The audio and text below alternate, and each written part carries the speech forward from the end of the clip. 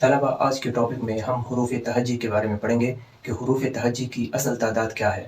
کیا 51 ہے، کیا 52 ہے، کیا 53 ہے، کیا 54 ہے، یا 36 ہے، 37 ہے، 38 ہے، 39 ہے.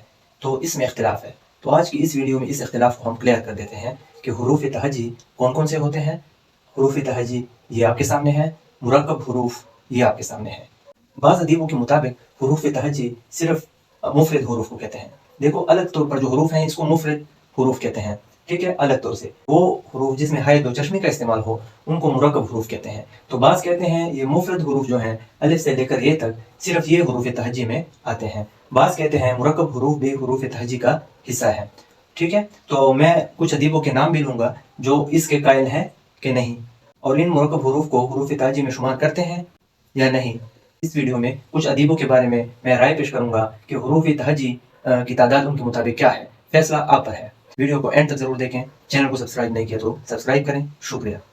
اچھا جی، آج کا جو ہمارا ٹاپک ہے وہ ہے اردو کے حروف تہجی اور مرکب حروف.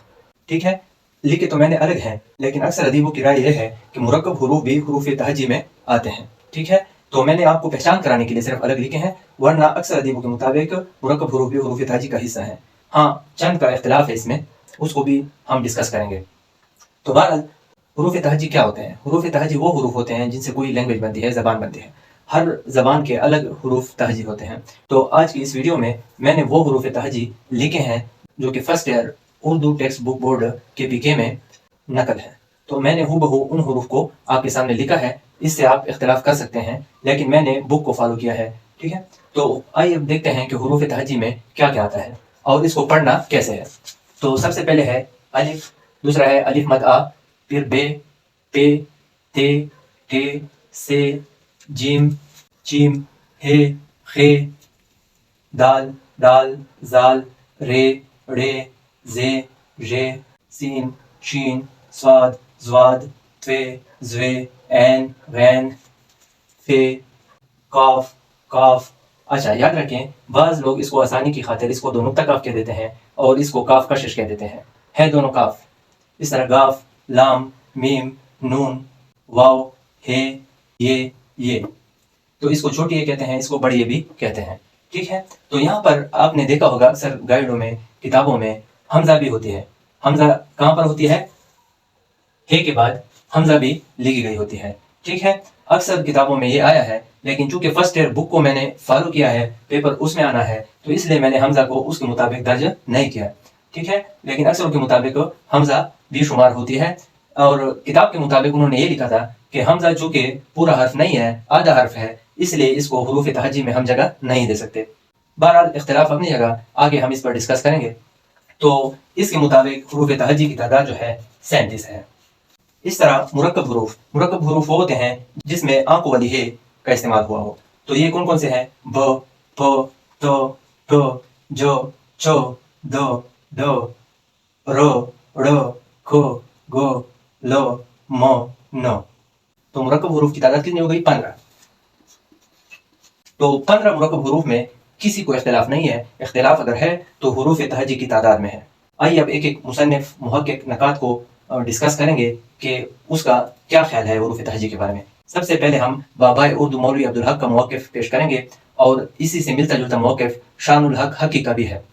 شان الحق حقی اور مولوی عبدالحق کے مطابق اردو کی حروف تہجی کی تعداد 53 ہے. وہ کیوں ہے؟ کیونکہ انہوں نے یہاں پر حمزہ بھی لکھا ہے. ان کے مطابق حروف تہجی میں حمزہ بھی آتی ہے. ٹھیک ہے، بہرحال تو یہ دو مشہور حضرات کا موقف تھا کہ اردو کے حروف تہجی کی تعداد 53 ہے. یعنی انہوں نے حروف تہجی اور مرکب حروف کو ایک ہی فریم میں بند کیا ہے. ان کے مطابق مرکب حروف اور حروف تہجی جو الگ الگ ہیں، یعنی مفرد حروف اور مرکب حروف، یہ سارے مل کر حروف تہجی میں شمار ہوتے ہیں.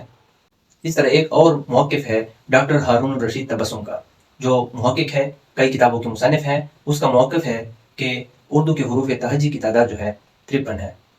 اس طرح ایک اور موقف پروفیسر ڈاکٹر فاروق چودھری کا ہے، جو کہ 4 کتابوں کے مصنف ہے اور ایک مشہور گرامر پر بھی اس کی کتاب ہے اردو آموز. اس کا موقف ہے کہ اردو حروف تہجی کی تعداد 51 ہے، 51 ہے. ویڈیو کے آخر میں وہ موقف پیش کروں گا جو کہ ادارہ فروغ قومی زبان کا موقف ہے. ٹھیک ہے.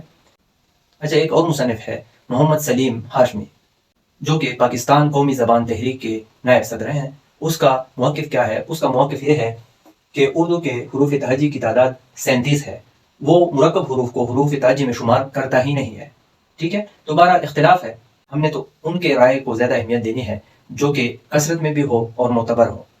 اچھا، گرامر کی کتاب درسی اردو کمپوزیشن مع گرامر، یہ ایک مشہور گرامر کی کتاب ہے جو اکثر طلباء کے پاس ہوگی، جس کا مصنف غلام جیلانی مخدوم ہے۔ اس کا کیا موقف ہے؟ اس کے مطابق اردو کے حروف تہجی کی تعداد 37 ہے، وہ بھی اردو حروف تہجی میں حمزہ کے قائل ہیں اور الف مد آ کے قائل نہیں ہے۔ اچھا، اب جو لیٹسٹ ریسرچ ہے وہ ہے مشہور زمانہ شاعر افتخار عارف کی، جب انہیں ادارہ فروغ قومی زبان جو کہ ایک ادارہ ہے اردو کی ترقی میں، یہ ادارہ سنگ میل کی حیثیت رکھتا ہے اور ہمارا قومی ادارہ بھی ہے جو کہ اردو کی ترقی کے لیے سرگرم عمل ہے۔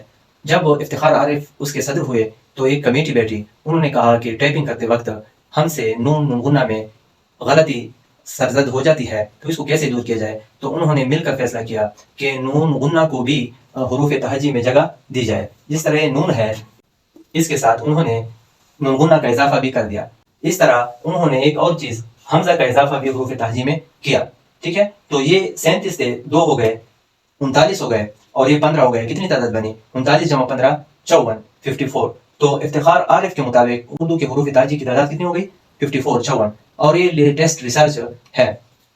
بہرحال اختلاف اپنی جگہ، لیکن طلبہ آپ سے میں ایک بات کرنا چاہتا ہوں کہ آپ انہی حروف تہجی کو فالو کریں کہ جو آپ کے کورس میں ہو، جو آپ کے بک میں ہو، کیونکہ پیپر میں اسی بک سے آپ سے MCQs آ سکتا ہے۔